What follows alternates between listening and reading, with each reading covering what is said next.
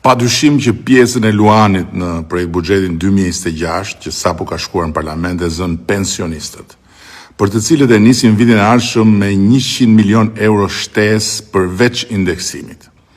Në 2027 e dyfishojmë shtesën 200 milion euro plus indeksimi 45 milion euro. Në 2028 e trefishojmë 300 milion euro plus indeksimi 46 milion euro.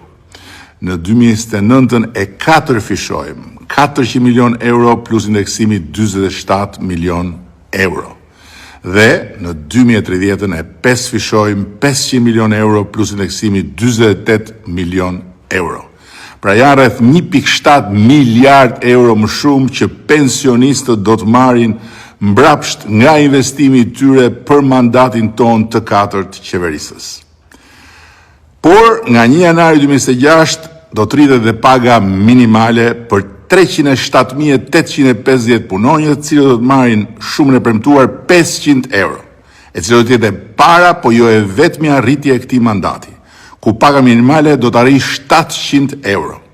Jo vetëm kaq, po siç e kemi premtuar, qeveria do të subvencionojë për një periudhë 9 mujore me 90 milion euro edhe shtesën e kostos së sigurimeve për të punësuarit në sektorin privat.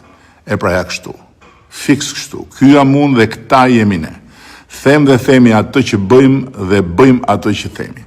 Dhe ato 83 mandate që ju na dhatë për të qeverisur Shqipërinë në mandatin e katërt dhe për ta ulur në tryezën e Bashkimit Evropian si të barabartë ndër të barabartët, janë 83 arsye më shumë se sa deri dje për të mos fjetur gjumë, për të punuar pa pushim dhe për t'ju kthyer ju me të gjithë pasionin, vullnetin, këmbguljen, durimin dhe dashurinë e mundshme, të gjithë atë që ju na dhatë.